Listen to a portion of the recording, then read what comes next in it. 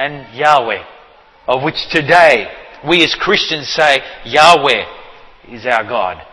Is He meant to be regarded also as multi-personal or uni-personal?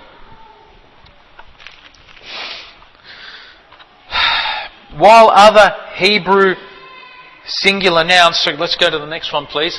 While other Hebrew singular nouns like El, that mean God, could have been used, I don't know if some of you know, but Elohim is not the only word in the Hebrew that could have been used to accurately explain God. Right? There are other Hebrew words like El, E-L. That also means God, and it's a singular noun. So whilst other Hebrew singular nouns like El, that mean God, could have been used for God, why was the plural noun Elohim used then for God? I mean, if we needed to know that God was unipersonal, a single person God, why couldn't the writers just use the word El? It's a singular noun, isn't it? It is an equivalent of ortheos, singular noun. Why did the writers have to use the plural noun Elohim? Why? Well, this is the answer. Early grammarians believed it was used to intensify and amplify the excellency of that God. Do you understand? This came to be known as the Pluralis Exellentiae, Latin word coined by perhaps one of the best Hebrew grammarians you'll ever find, William Gesenius. I don't know if you've heard of William Gesenius, German Bible critic back, I think, in the 17th or 18th century.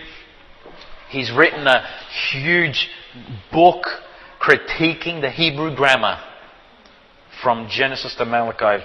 One of the authorities on the subject of Hebrew grammar coined the term Pluralis Exellentiae to show that the reason why the writers use the plural noun Elohim is not to indicate plurality of persons within the one deity, but to intensify and amplify the excellency of that singular unipersonal God. How does Pluralis Exellentiae work? Let's look at this now. Let's go to the next one. Let's leave that there. Right. In Hebrew, pay attention to me now please. In Hebrew, when the noun of a sentence is plural, so when you've got a plural noun in a sentence, the rest of the verbs that apply to that noun are also plural. Right? If a noun is plural, the adjectives that affect that noun are also plural. Easy to understand so far? Yes? In English, though, it's different. Look at this example. First example. They made it. The word they is a plural pronoun. Do you agree with me? Do you see that with me? They is a plural pronoun. Made is a verb. Is it a singular verb or a plural verb? You don't know. In English, you don't know, because look at the next line. He made it. He is a singular pronoun. Made is a verb. Yet within those two sentences, you will not know whether the verb made is a singular verb or a plural verb. Can you? Can you tell me the difference? By looking at just the verb and say to me that's a plural verb or a singular verb? You don't know, do you? The only way you will know whether there's a plurality or a singularity in that sentence is through the noun or pronoun. Would you agree with me there? Yeah? Unfortunately, that's the limitations of the English language. Right? So, in English we would be unable to tell from the verb made whether the subject was plural or singular. Only the noun or pronoun tells us that information. However, in Hebrew it's different. In the Hebrew language, and invariably the Greek and Latin language, we would be able to tell just by looking at the verb. We would be able to tell because the nouns, verbs and adjectives would all have plural or singular endings. For example, let's look at the word God in Hebrew. The singular noun for God in Hebrew is El or Eloah. Put a plural ending, I am, at the end, Elohim, I am, and you've just created yourself a plural noun. So by looking at the noun, right, with a plural ending at the end of it, one person can tell whether it's plural or singular. Let's go to the next slide. So in a Hebrew sentence, it would look like this. They made it. And I would be able to look at the word they and made in the Hebrew language and go, that word made clearly is a plural verb. Right? Because if you connect I am at the end of a word in Hebrew, you can tell whether it's plural or singular. Like, for example, El. El is a singular noun. It's got no plural ending at the end of it. It's got no plural suffix at the end. Elohim, the letters I am at the end of the word El indicate to you that it is a plural noun. Right? So that's the beauty of the Hebrew language, is that you can look at the word itself and know right away whether it's plural or singular. Yes, whereas in the English you can't do that. Okay, so in Hebrew we can tell whether a subject is singular or plural based upon the rest of the sentence. So let's go back and re-examine Genesis 1:1 using the Pluralis Exellentiae method here. Let's see.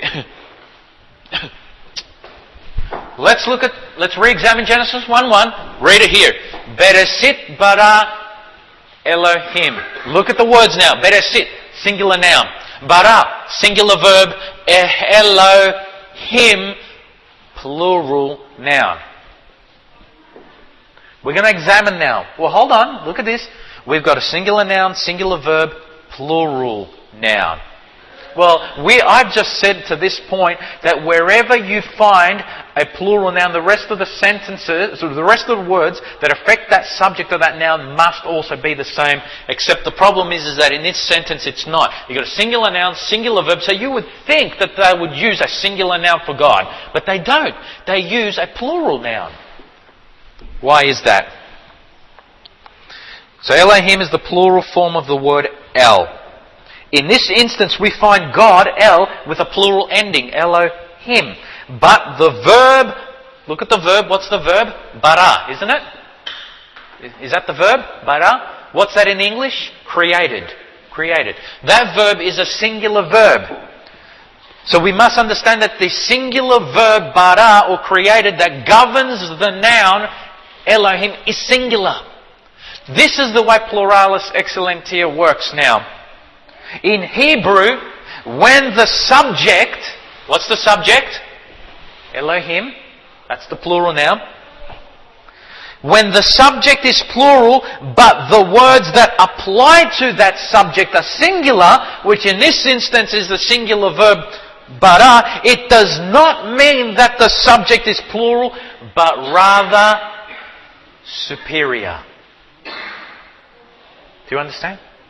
In other words, by giving something a plural ending, Elohim, but making everything else in the sentence singular, we are saying how great that subject is. We are amplifying and intensifying the subject in view. Do you understand? This is how Pluralis Exellentiae works. The writers decided to plurify the singular noun El with Elohim, even though they can write it with singular verbs, because they're not speaking of a plurality of persons, but they're intensifying and amplifying the superiority, the excellency and the greatness of this one God. That's how it works. Go with me to Exodus chapter 7.